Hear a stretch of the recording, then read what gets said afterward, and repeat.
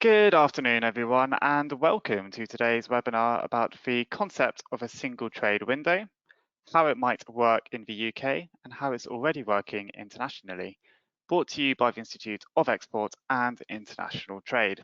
My name is William Barnes-Graham, the Senior Content Editor at the Institute, and I will be your host for this afternoon. Next slide, please.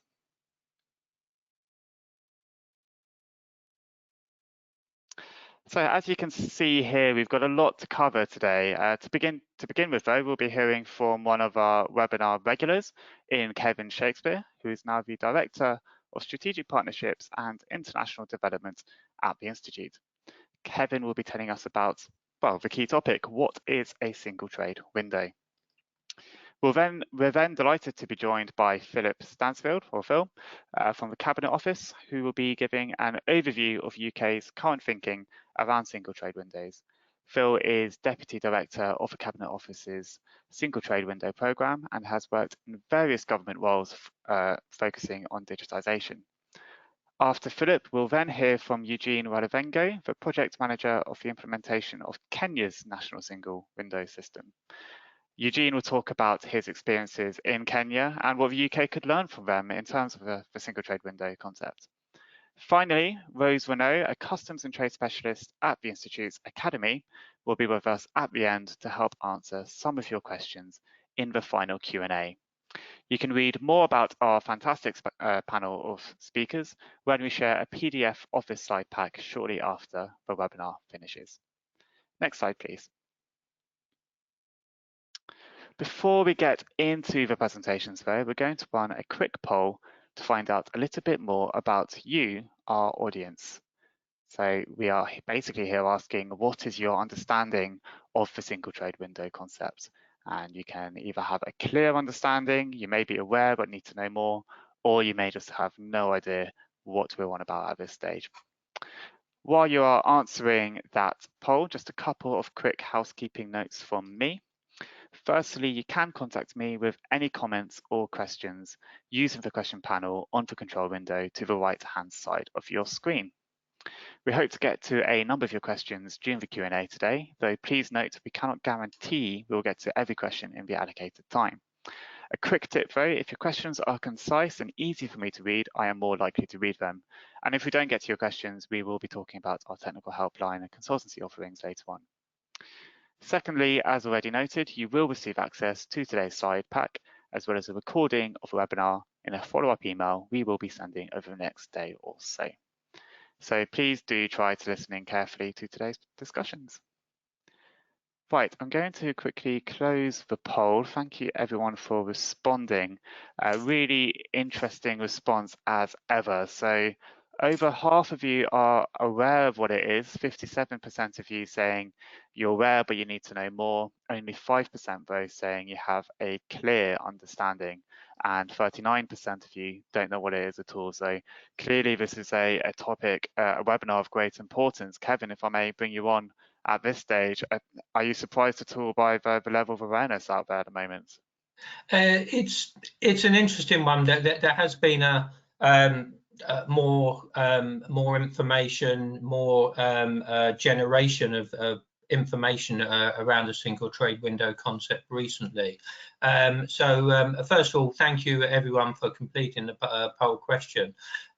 Probably over 50% I would say is positive, and for those who don't know what it is, hopefully today will be very helpful as well, because it does have good positive implications for the way the UK trades. Thank you. Thank you, Kevin. And I believe on the next slide, it is indeed over to you to say a little bit more about what it is. So over to you, Kevin. Again, thank you, Will. Good afternoon, everybody. I hope you're all well at this time.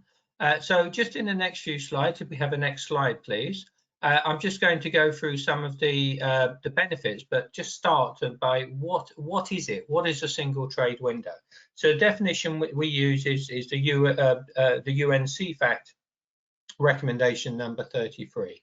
It's really a facility that allows all parties, all actors in the trade journey, which obviously can include the likes of logistics service providers, everyone involved, every actor in that trade journey to lodge information, or the potential to actually lodge information and documents with that single entry point. To fulfill that single entry point fulfills all import, export, and transit related requirements. Now, I'll speak a bit more about this, and during the course of today, Eugene will also refer to it from a Kenyan perspective as well. If we have a next slide, please. So, when we talk about how will it work, let's first of all look at what the current model is for how we present information and data. So the information and data is provided either by the trader themselves or their intermediary who's acting on their behalf. And it's very much provided separately to different government systems. So, you know, we think about the likes of the HMRC, the customs.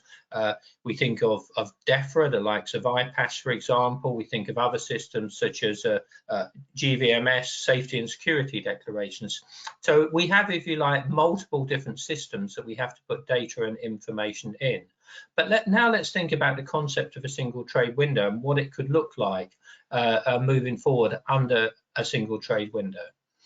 So again, we have the trader intermediary, but the difference is this time it goes through one single trade window. And when we look at the benefits in the next few slides, this will become clearer.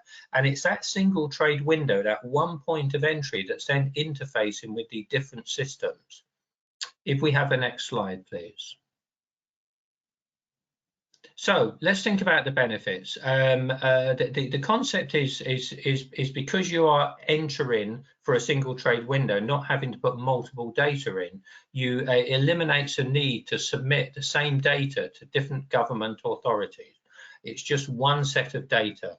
And it clearly also provides potential for pre-population of data. And that could be particularly beneficial where there are repeat consignments. So that ability to reuse data and pre-populate data. There is also the potential for multi-filing by the different actors in the supply chain. And again, that's quite an important aspect because different actors in the supply chain, from the exporter, the importer, the logistics service provider, whether that's a freight forwarder, the carrier, all have a role to play. And that potential for multi-filing is quite an exciting one. And it also provides a potential for trader self-serve options as well. If we have the next slide, please. So this is my final slide, really around trade facilitation and compliance. So how does single trade window help trade facilitation and compliance? And they're both equally important. Trade facilitation is around how to improve trade, how to create economic benefit for the organization, for the country, and trade compliance is equally important. So those traders who are compliant effectively get the benefits of that compliance. So some of the concepts here is it can reduce delays and supply chain costs. And again, Eugene later will be going through a slide from single trade window examples globally, not just Kenya. It can also offer clearly faster clearance and release, which is what all we want. And it encourages the more efficient trader processes as well. And within that comes improved trader compliance. So that is really, really important because traders can gain competitive advantage through being compliant. And ultimately for a trader and for logistics service providers, it can result in an improved deployment of resources. So you can start focusing on trade optimization. So for example, looking at the benefits of UK trade agreements, economic partnership agreements. So you're actually maximizing the opportunity to actually trade and boost your trade opportunities. It can also, you can put more deployment, more use to applying for and actually benefiting from customs special procedures, the likes of inward processing, outward processing, customs warehousing, for example, because you've got more resource and greater deployment of that resource. So if we go to the next slide, I think we move on to a poll question. Thank you.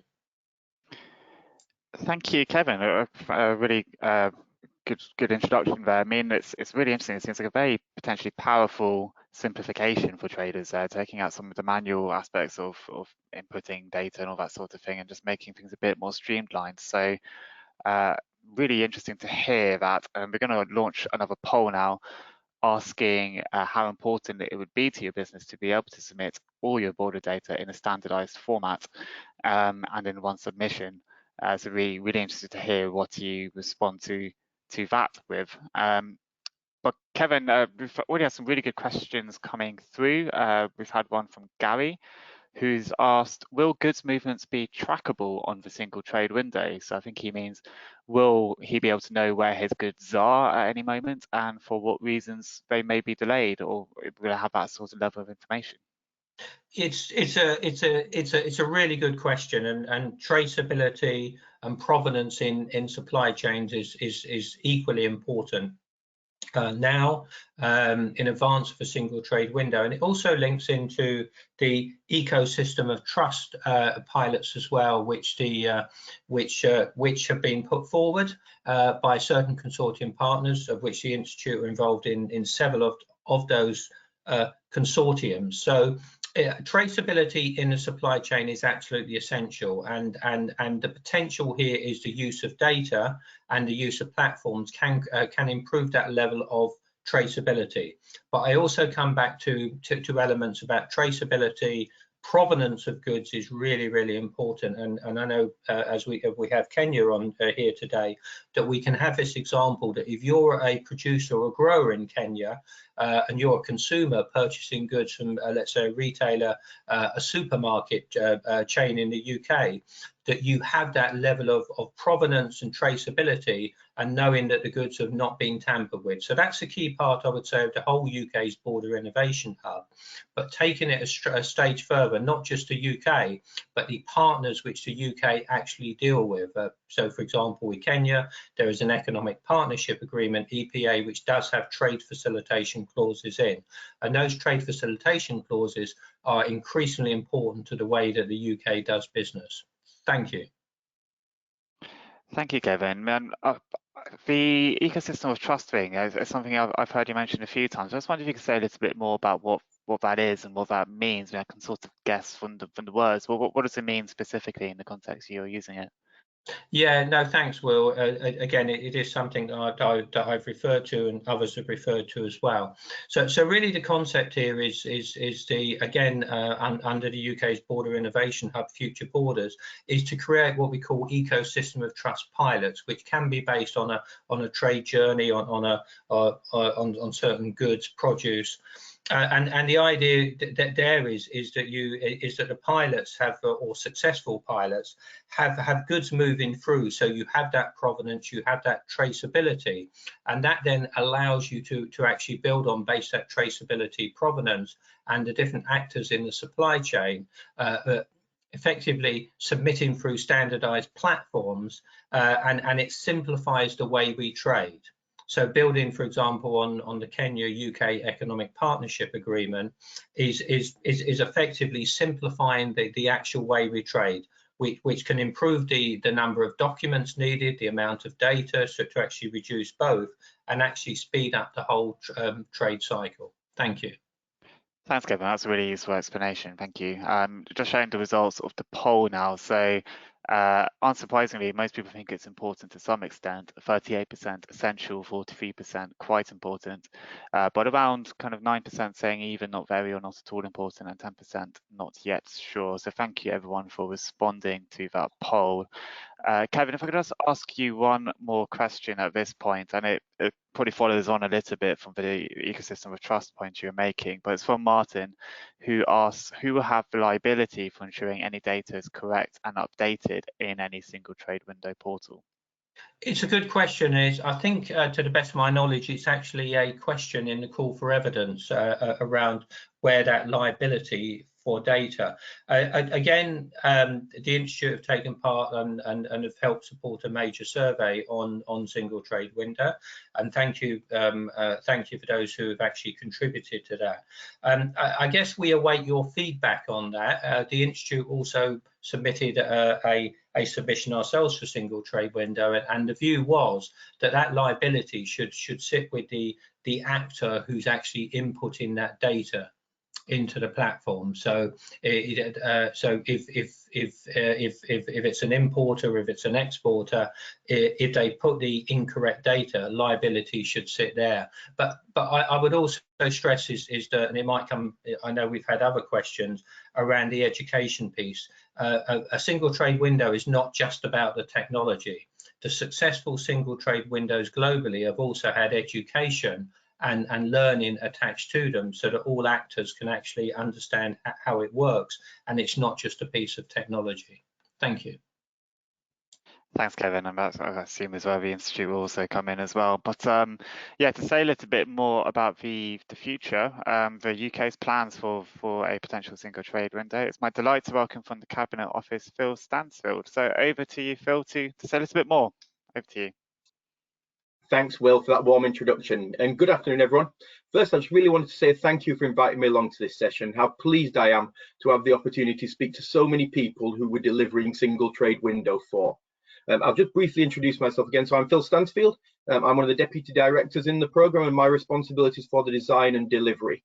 Now, while Will actually introduces me as from the Cabinet Office, just to kind of we are actually as a programme in the transition at the moment from moving to the Cabinet Office, where we did very much our strategic planning and gaining the kind of conversations with ministers around that, into HMRC, which will be the delivery directorate for single trade window, and that's really to primarily take advantage of that kind of infrastructure that a department of that size that's used to doing digital delivery of this kind of scale has to offer for that. And it's also fairly worth noting that most single trade windows around the world are delivered from their customs department, but single trade window still remains a genuine cross-government delivery, where HMRC will have a dual role in supporting the programme with its infrastructure, and also be a customer alongside such departments as DEFRA and Home Office for what it wants from single trade window, just the same as traders will as well. Kevin has rightly said in his kind of conversation that, you know, the primary benefits for single trade window are for those people and organisations trading across borders, and consequently interacting with government departments to fulfil the requirements of doing so. At the heart of our ambition is simplification, to make the lives of government departments and traders easier, giving you more time to focus on what really matters, which is running your business. And to that end, one of the key principles by which we will build and design single trade window is a user-centric design through every step of the journey, which is why these sessions are really important to me and the rest of the programme as well. I'm going to talk you through a few slides here, and the first one, which has got on the screen now, is how single trade window fits into the wider government objectives. So it all starts with the publication of the UK's 2025 border strategy back in December 2020, and the ambition for the UK to have the best border in the world by 2025, one that enables prosperity and growth whilst also enhancing the security of a global United Kingdom, making the UK a great place to travel with and to do business with. At the heart of the strategy, indeed, is forming its technological backbone is the single trade window. And there is a reason that a significant number of countries, such as the US and Singapore, have developed SDWs, and an even larger number are planning to develop them as well. And obviously, we're going to hear from the Kenyan example a little bit later on as well. There are four key areas the development single trade window play into the wider government objective: the promotion and growth of the UK economy by facilitating international trade, the security of the UK through the detection, disruption, and deterring of organised crime and terrorism, the movement of people for the benefit of the UK while preventing the abuse of the migration system, and the building of resilience and agility in order to be able to respond to unexpected one-off events, the like of which the world has seen more than probably expected over the last couple of years. To deliver these four objective changes required along the UK border, and we believe that there are 6 transformational changes that we will need to make. We'll need to develop a coordinated user-centric approach to border design, partnering with industry and users to deliver services which single trade window will be a part of. We need to bring together the use of data at the border, providing a single picture and version of the truth across government departments, and establishing resilient ports and borders crossings, making the process for goods and passengers much smoother. The use of data to enable upstream compliance, moving intervention activity away from the actual frontier where that's appropriate, and the building the capability of border-related people in making it more efficient to get the right help. We also are looking as well to shape the future of borders worldwide, so the UK can work in parallel with other countries to deliver these objectives. If we'd ask you to move to the next slide, please. Perfect, thank you. Common question I get asked when I end to talk about single trade window is, and the slide on the screen, is one most commonly used to answer the question is, what will the UK single trade window actually do? And the features listed were built on a foundation of what the World Customs Organization includes as must-haves in its single trade window, but further expanded with the view of being the best border in the world. The features also required to make the best use of industry border data and, where possible, automation. So the features are spread across those done pre and post border and are all underpinned by using open API technology and backed by the use of gov.uk to provide a single place to fulfil what's required. But we start with a clearly articulated user-centric guidance, putting the trade at the center of what we want to do and supported by a single sign-on authentication process, which will unlock the trader's records in all back-end systems, masking that complexity of which dealing with the border currently has. It's envisaged licenses and permits will be able to be applied for using a single trade window, and all supporting documents required submitted electronically through a single digital entry point, which will also support the submission of all the required data to complete the required declarations, adopting a tell us once approach effectively, where a trader will not be asked for the same data multiple times. We're also looking into how we can use data from supply chains directly with single trade window to provide notifications on movements to customers and also to pre-populate any required data submission fields. And just as important as a single way into government STW will also be a single way out, providing notifications and alerts to traders in one place and finding a single data-driven dashboard where a trader can find all of their information in one place. It's really important that what we're doing is putting the building blocks in position first in order to build the technology on those things, but equally to achieve the ambition for the UK to have the best border in the world by 2025, we're thinking even further ahead now about how we can use technologies such as natural language processing to make guidance user friendly, and how we can start to use smart decision making technology in the fields of supply chain data and the managers of products and licenses. If you could drop me down into my next slide as well, please. Perfect, thank you. So my final slide that I'm going to talk through specifically gives you a feeling of how we're going to deliver single trade window over the next 5 years. It's important to note that while obviously the UK's border strategy was to 2025, the delivery roadmap that was supported by Treasury when we went through the recent spending review round was for the full delivery of a strategic STW over a 5-year period to 2027. There are 3 key areas for delivery, and they're guidance, submissions, and data. And they're all underpinned by policy and legislation enablers that we will need to do to really make take full advantage of what we need to do in that. So STW is going to be delivered in an iterative, scaled, agile approach where we'll continue to release functionality and deliver outcomes in these spaces periodically over the 5-year period, bringing more and more functionality available each time and enabling users to do more of their activity through single trade window until we reach that strategic end state where a trader can fulfill all of the activity they are mandated to do through the single trade window. So it's not going to be a basically day one there's no single trade window and then on a particular date we release all the functionality. We'll build the functionality iteratively as we go. The functionality, the way that we're going to do that iterative delivery will be prioritized based on delivering maximum benefits to the most users quickest and taking into account any technical dependencies and delivery considerations along the way as well. If people would like to feed back ideas into a single trade window, and I know we've kind of we've touched on this before in the policy consultation, and now obviously some members will have done that.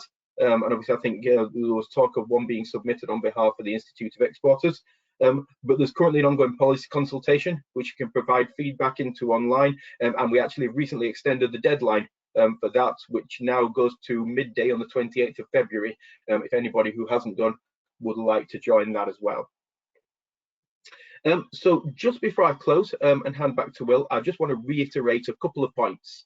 The first is user-centric design, a fundamental principle of program and one essential for us to delivering the right outcome from this work. The second is to emphasize the early stage of the program that we're in, and that there are some key choices on prioritization of functionality and technology that have yet to be made yet. Hence why the kind of roadmap I show you on the screen at the moment probably doesn't create the exact amount of detail that people would be looking for if you're kind of thinking, how do I get my business ready for a single trade window? I think there are some key choices to be made on that as well, but we will be bringing that kind of level of detail out to traders with the most possible time that we can, because we recognise that landing this change successfully is a partnership between delivering technology and also business readiness activity, and making sure that people are ready to land this as well. The final thing I wanted to say was to touch on engagement with stakeholders is ramping up, and we're keen for you to get involved in feeding back on the programme.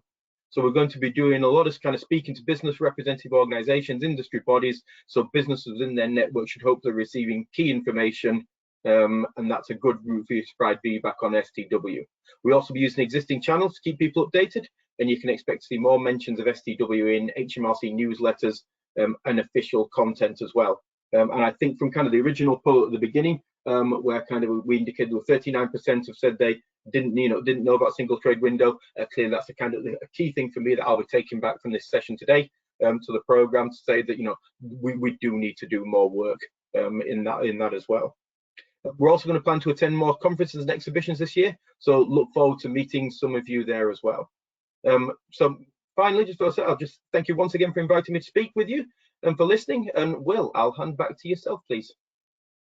Thank you, Phil. I mean, thank you indeed for joining us. It's really interesting to hear from someone involved in the program itself about kind of what the likely timelines, or well, not necessarily exact at this stage, but kind of how it may look, and what the thinking is behind how the government's trying to shape it. But we're going to do a quick poll, and I'll do a couple of questions for Phil at the same time. But we're going to ask you what aspect of self-declaration through a single trade window is most important to your business and your customers. So that might be pre-notification of goods movements, thinking that's something like what's done through IPAFs at the moment, applying for licenses and certificates, submitting customs declarations, or all of the above. So just while you are answering that, Phil, if I can keep you for a bit longer in terms of some questions.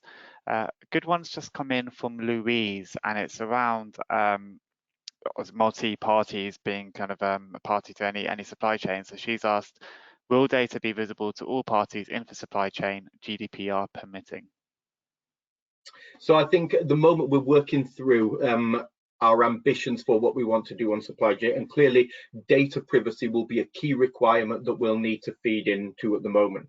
It remains our ambition to use supply chain data, as I kind of mentioned the president, for pre-population and also to provide information to traders of where their goods kind of going away. We will need to work through the exact kind of details of the lower level design, and clearly GDPR will be a key factor as well that we'll need to take into account on that one. So at the moment we're unable to say exactly how it will work. We are working through those questions at the moment. Thanks, Phil. I'm just going to quickly share the results of that poll. This isn't too surprising. 71% of you say all of the above, but 23% of you think customs declarations in particular are important. Smaller numbers for goods pre-notifications or licenses and certificates. But thank you everyone for answering that poll. And Phil, we're going to do one more question for you, and then we'll hand over to Eugene, and we'll have a final Q&A at the end.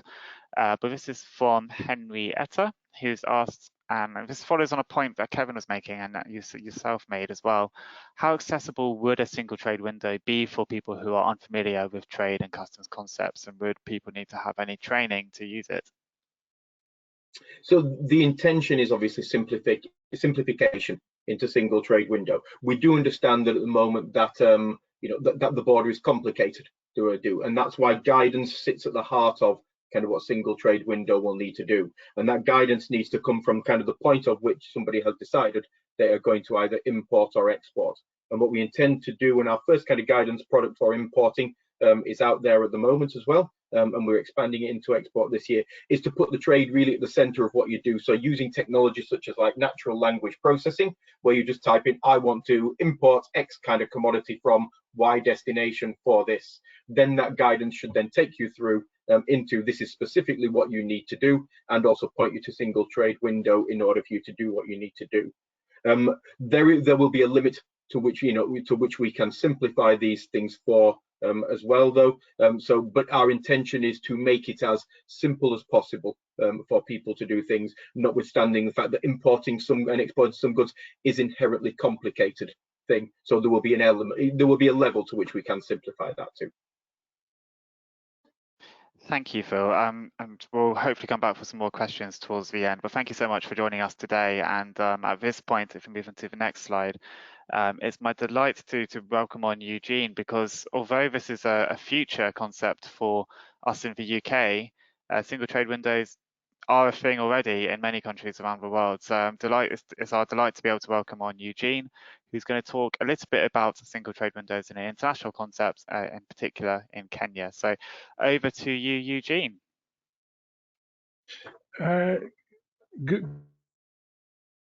Good afternoon in the UK. It's a pleasure to be able to the Kenya single window. Next slide, Sorry, please. Eugene, your connection's gone a little bit jittery, so you may want to turn your webcam off. Thank you. All right. Yeah. So just the next slide, please.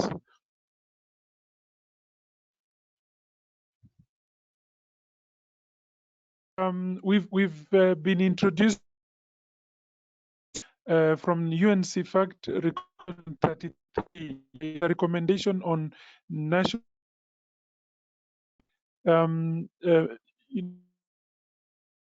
Mr. Kevin Shakespeare this, and just to go through it again, that a single window is or enables parties involved in trade. That is basically the parties involved in our context to lodge standardized information and documents with a single entry point. Export and transit related regulatory requirements, and the key elements are listed there that make up a single window environment. Important is that talks about a single distinguishes any other kind of setup. Single, yeah. From the point of view of the actual and the trader, transit trade, this transshipment. So big differentiator. So if you have a situation where items that are single window like, but or exporter interacting with, that does not qualify as of it in this case. So for national single I'm window really sorry, system, Eugene. The connection's has really gone a bit off. I'm afraid we're struggling to hear you. So if it's okay, Kevin, do you want to take over? Because very conscious that we want to hear these slides. So Kevin, over to you. I'm afraid. Thank you, Eugene, for joining us today, and thank you for the preparation.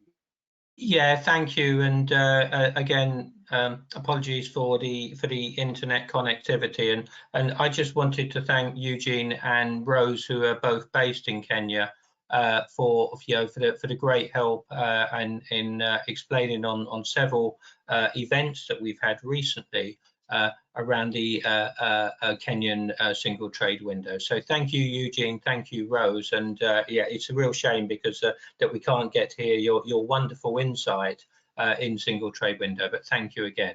So I think just to talk about the 5 key elements that Eugene's talked about. So really it's having all parties, all actors involved in trade and transport, the whole point around standardized information and documents. So what we've been talking about already in the context of the UK is very much being considered globally as well.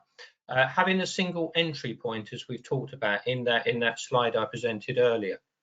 Also meeting the regulatory requirements. So legislation is absolutely fundamental to the success of a single trade window, as Phil also referred to. And that single submission of individual data becomes key. So we just think about these 5 key elements. This is a core of what a single trade window is. If we have the next slide, please. Okay, so why do we need a single trade window? What are the benefits of it there? So clearly, if we think about the current trade environment, we think about it not just in the UK, but globally and also developing countries, is there's delay in cargo clearances. So there's lots of different business processes. There's manual processes, repetitive processes. We also have to think of it in terms of compliance and inspection. So moving goods, for example, from the UK to Africa will often require pre-shipment inspection certificates, conformity certificate. All of these, I guess you could call as technical barriers to trade, TBT.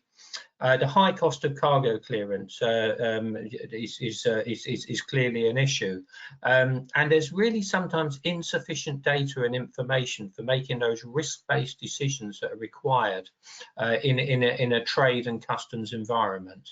If we have the next slide, please.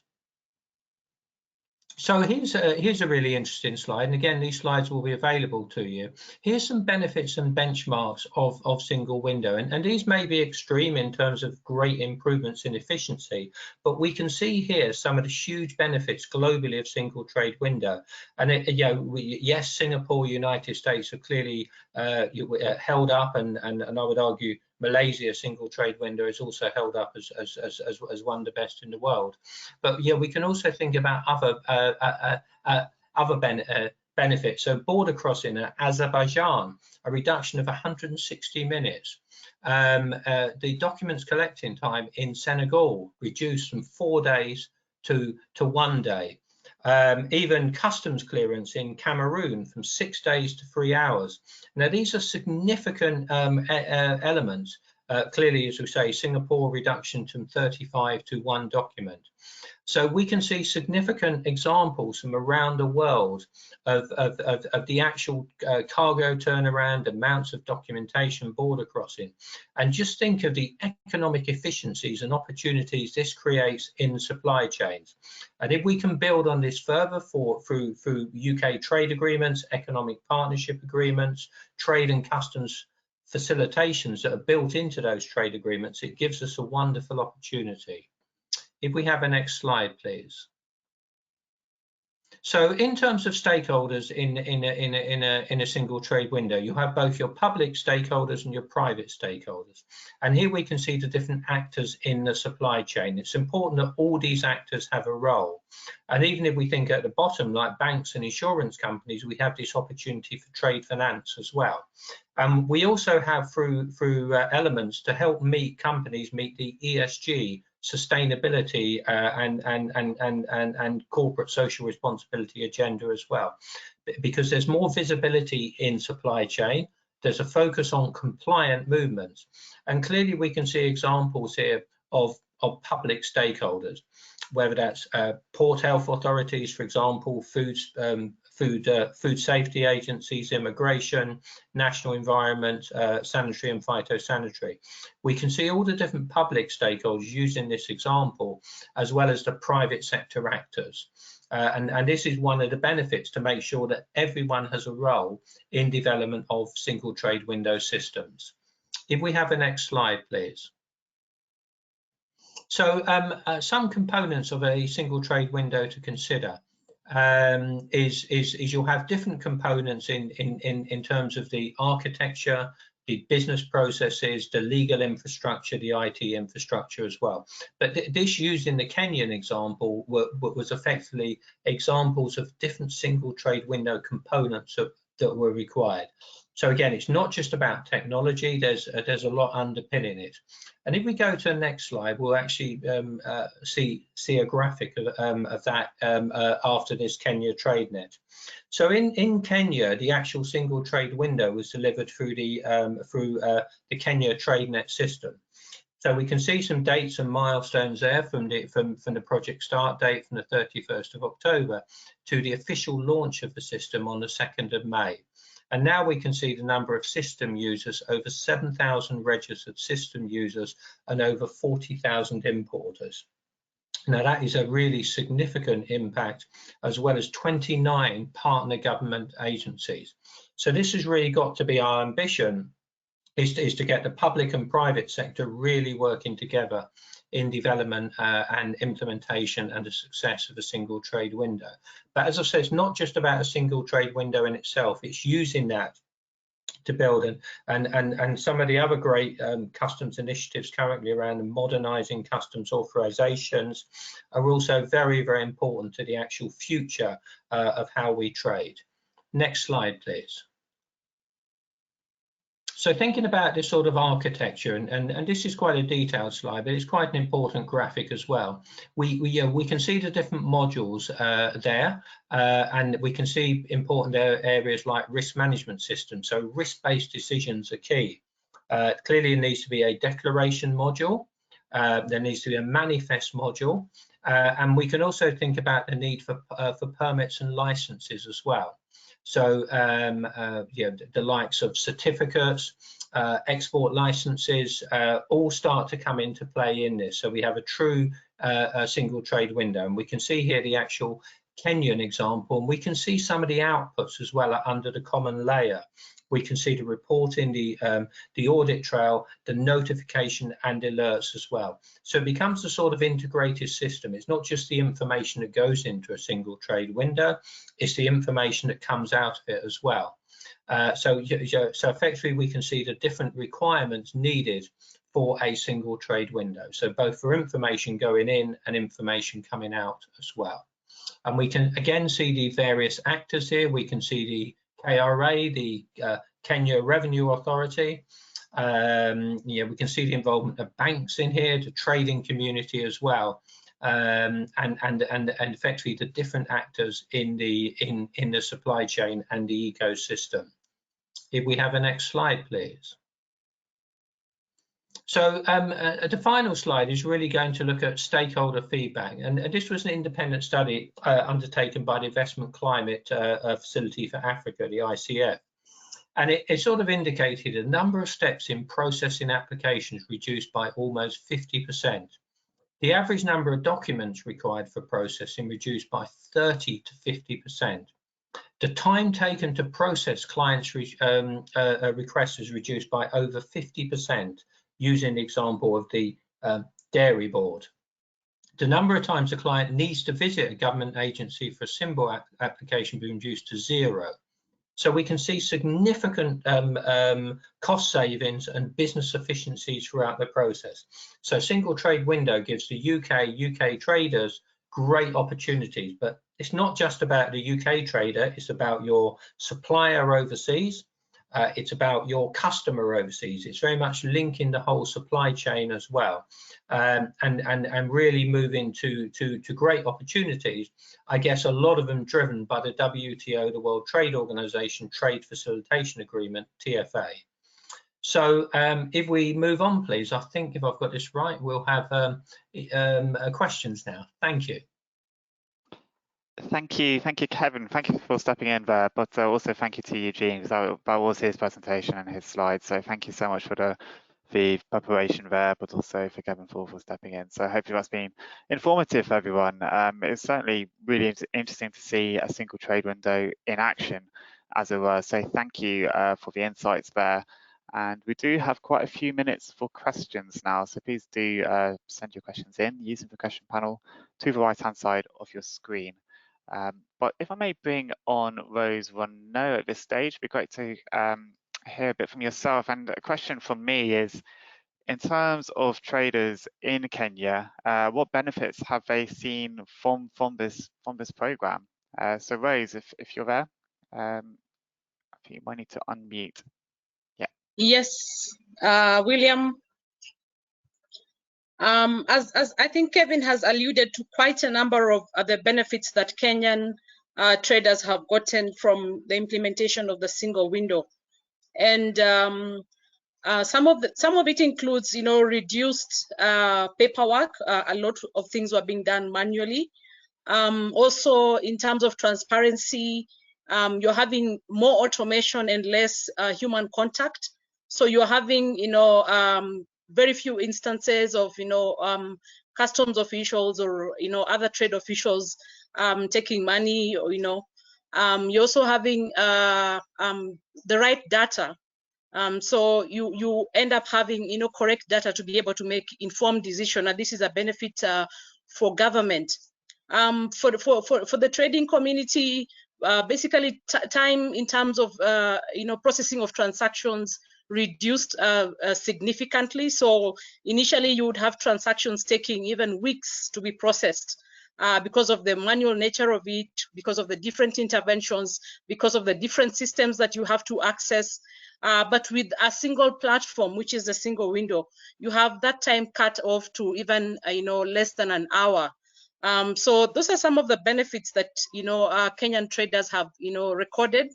And the World Bank, as Kevin has mentioned, IFC did a study, and there are quite a number of other benefits, like for example, savings to the Kenyan government to a tune of 2.5 billion Kenya shillings on an annual basis, which go towards positive investments in the economy. So definitely the single window is is something that needs is very beneficial both to government and also to traders in any country.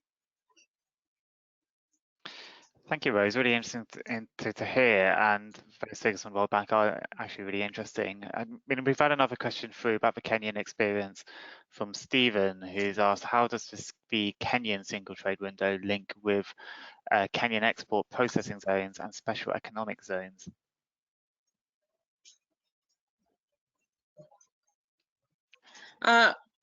Would you like me to answer that, William? Yes, please, Rose. Okay, yeah. In the special economic zones that we have in Kenya, the single window is integrated to the customs systems. So basically, we have a single window, and we have a custom system that has been connected, and any information in terms of declaration for items that are processed under special economic zones are also reflected, and there's use of the single window to be able to process those documentation. So the information is captured. And also in Kenya, we have a situation whereby there's a quota that is allowed, a quota of what you produce in a special economic zone can access the local market.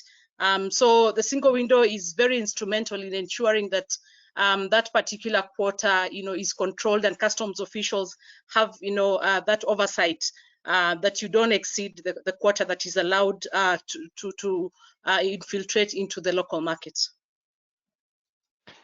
Thanks, Rose. And if I can bring in Kevin and possibly Phil as well, just in terms of the Kenya example and some of the examples you've also mentioned there, Kevin, and from Eugene's presentation, what can the UK really take away from it in terms of how the UK may go about implementing its own programme? Yeah, I'll take that one first and then pass to Phil. I think Phil obviously referred to Singapore, so the Institute were involved in work taking place in Singapore as well in terms of the UK-Singapore supply chain trade corridor. So it's a good example that the UK can learn from best practice, whether that's Singapore, Malaysia, and so on. And Kenya as well, and Ghana also quite recently. So the UK can learn from that practice. But also, what's great about certainly in all those countries I've mentioned, whether it's Singapore, Kenya, Ghana, so on, is we have the economic partnership agreements, the trade agreements with those nations. Australia clearly is another very, very good example. New Zealand. So the UK can both learn, but the UK can also work with those countries. And I think just a final point on the sort of export processing zones, special economic zones, we think of them in the UK as free ports, but clearly overseas there is a difference between a net export processing zone and a special economic zone. But it does give a great opportunity. A lot of trade internationally will go through these free trade zones or special economic zones if we give it that umbrella title. So certainly in Africa, the exports to United States under the African Growth and Opportunity Act are very heavily used. Not so much with the European Union under their GSP scheme. So it gives the UK a big opportunity under our new generalised scheme of preferences link in with certain countries in Africa where we don't have trade agreements, but they are GSP countries. So it is quite interesting to use those experiences as well. And free ports play a key part in this, both in the UK, but also global free ports, which really do facilitate a lot of trade. Thank you. Phil, do you have anything to add to that? I mean, just in terms of what the UK may be looking at from these international programs. Sure. Well, yeah, just to kind of follow up on it as well. I mean, we've kind of had what I call semi-detailed conversations with a number of single trade windows at the moment, with ever actually kind of getting down into the detail, the kind of like the technology or the processes that use. But certainly, we do recognise there are various single trade windows that are further ahead on the journey than the UK is as well. What we're in the process of doing as a program at the moment is kind of commission a piece of work to bring that all together in the kind of the form of an insight that we can use for kind of future decision making when we get to the kind of different junctures with us, and where we see the kind of key overlaps, the key kind of ambition, you know, where people are doing something with similar ambition, that we are building similar type components of that one, that we can do further more detailed reaching out into them as well. So we absolutely recognise that others are further on the way, and we really want to take full advantage of kind of what are all the learning that we can do from those as well, whether that be technology based, process based, or just kind of what approach we go about, you know, we go about doing that from as well. Thank you, all three of you actually. So it's a lot to consider, I guess, with the UK's future plans, but lots of useful source material. A few more specific questions from users now. So we've had a question in from Marie, who's asked about how a single trade window would work with goods needing sanitary or phytosanitary clearance. So I don't know, Kevin, do you want to start on that one, and then maybe we can hear from Phil as well if needed? Yeah, I mean, I think it's fair to say when we think about systems that need to be interfaced, or sorry, part of a single trade window globally, the clearly SPS sanitary, phytosanitary becomes absolutely key.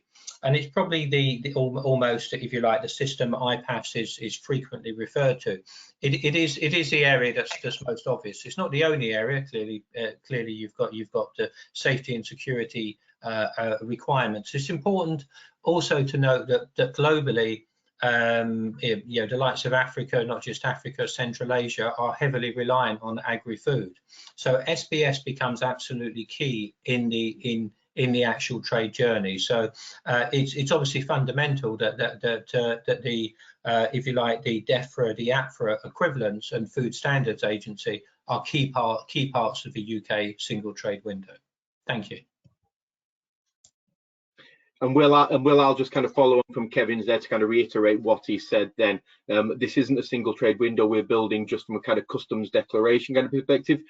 It's in order to encompass everything that different trades would do. If that includes food products and phytosanitary, then absolutely those will be brought into place as well. It is fair to say that those are probably slightly further down the roadmap than some of the other customs declaration pieces, and there are legislation challenges for that, which kind of put those into perspective and why they can't, but they are absolutely part of the strategic single trade window vision. Presumably then, because we've had a few questions on excise and licensable goods as well as the controlled goods, military, dual use, etc. Presumably it's a similar sort of response to those sorts of goods as well. It is absolutely. So the principle of single trade window is everything that you currently need to do to interact with government should go through single trade window, and that's kind of what we will be designing it to. Now, we may get, when we get into detailed design further on, we may run into either kind of legislative stumbling blocks or other things like that, which mean we have to, you know, there are some exclusions which kind of drop out of it, but certainly at the moment there are none we've identified that we say that will definitely drop out of it, and the ambition is everything will go through single trade window. Fantastic, thank you. That's really interesting answers. Thank you, Phil. We'll do a couple more questions. This one is for Rose, and it's about, it's from Robert, who asks, is there likely to be any cooperation between the Kenyan single trade window and other single trade windows in East Africa or the wider African continent? Yes, thank you, William. As a matter of fact, Kenya is looking, and the East Africa is looking at having a regional single window or a regional customs interconnectivity of systems. And I think one of the places that this has happened in the world is the ASEAN countries. They have a regional single window. And I am aware that also the EU is working on having a regional single window. So yes, the answer to that is that after implementing of the different single windows for the different countries that are member states through the East Africa community, the second level is now integrating all the single windows and the custom systems into one regional single window. And this is work in progress.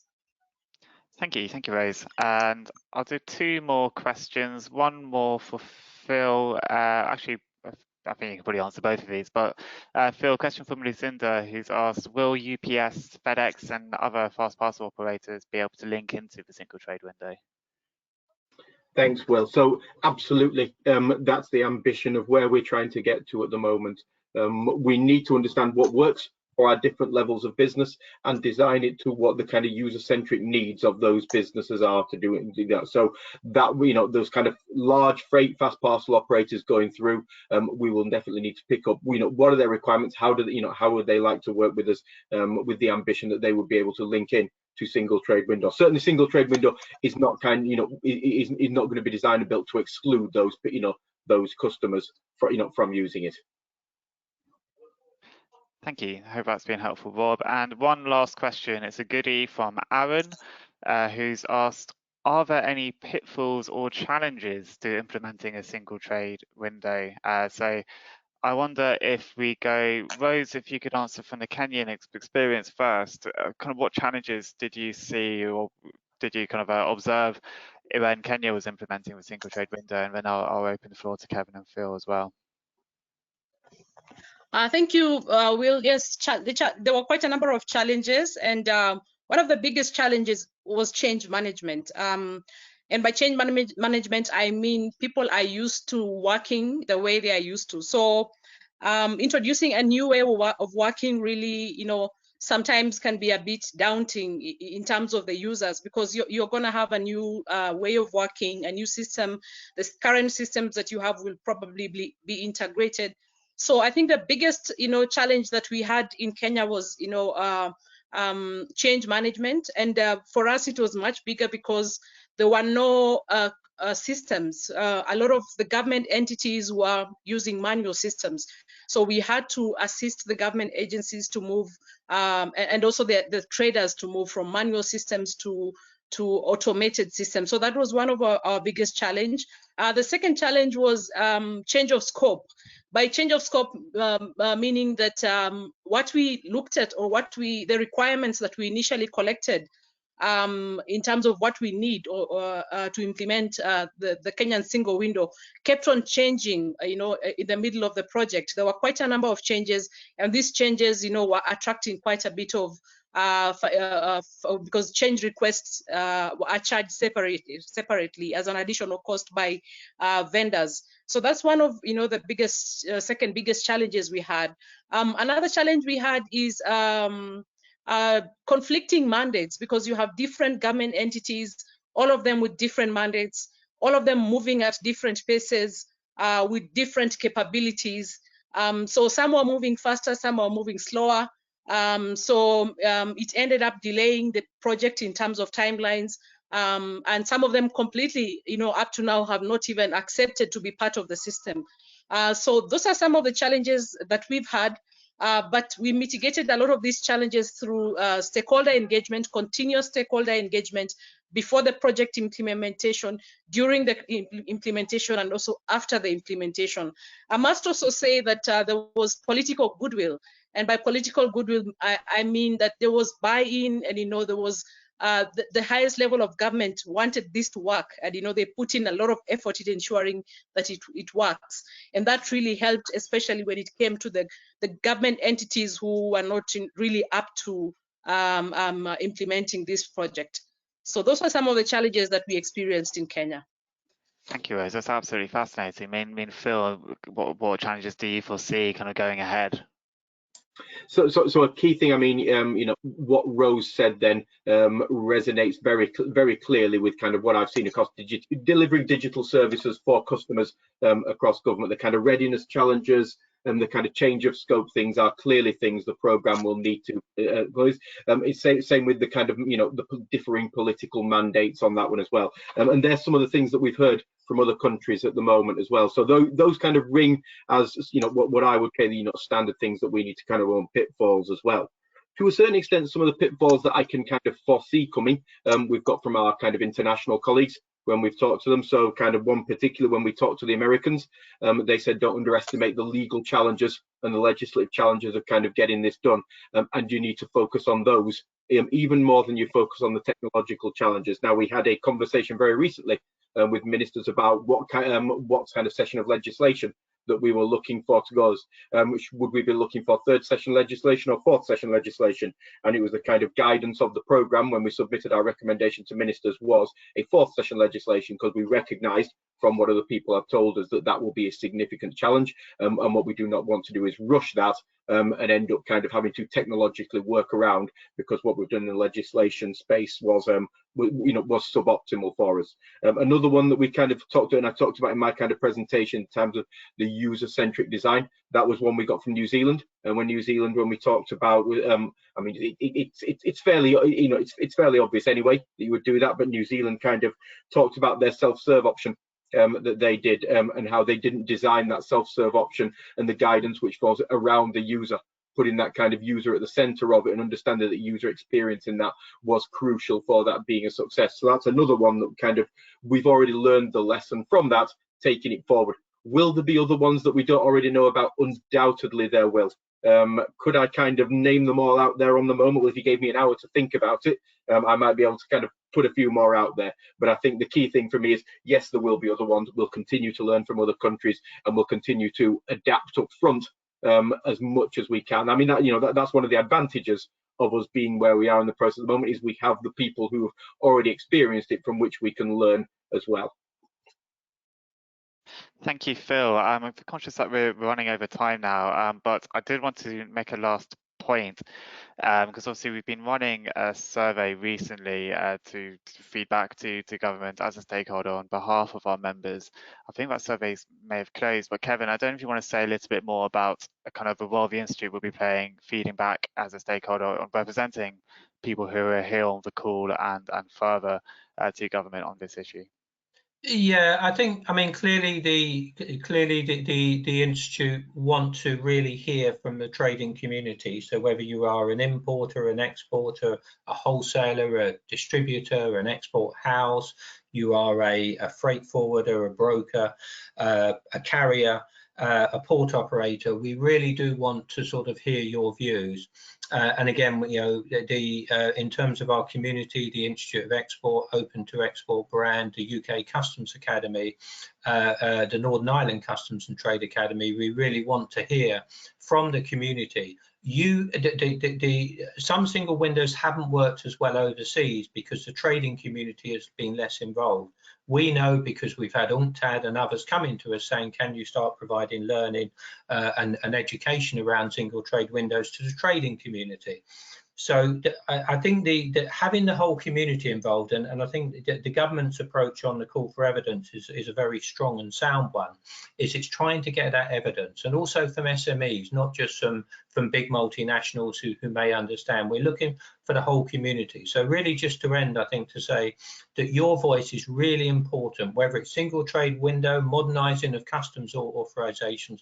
We stand on the basis of something great in the UK and what we can do, but we've got to listen to yourself and what you want. So thank you. Thank you, Kevin, and thank you everyone who's sent in questions today. We've had absolutely loads. We've obviously not been able to get to all of them in the allocated time, and lots of really insightful comments as well. But we'll try to collate those together with the survey responses and what we're feeding back to government. So, as Kevin says, you know, we're here to represent, and thank you everyone for writing in today and beforehand. So, on that note, we have run over the allocated time. Thank you once again to Philip, Kevin, Eugene and Rose for the presentations and answers. We hope everyone has found that useful. Just a reminder, we will be sending all registrants a recording of today's webinar along with a copy of the slides, and that will be with you over the next day or so. Please get in touch if for any reason this email doesn't come through to your main inbox. As you leave, please do let us know what you thought of today's webinar, any suggestions for topics for future webinars, and also any thoughts about the single trade window. So yeah, please do let us know via the exit survey. But for now, thank you for joining us today. I hope you found that useful and have a great rest of the day. Thank you, everyone.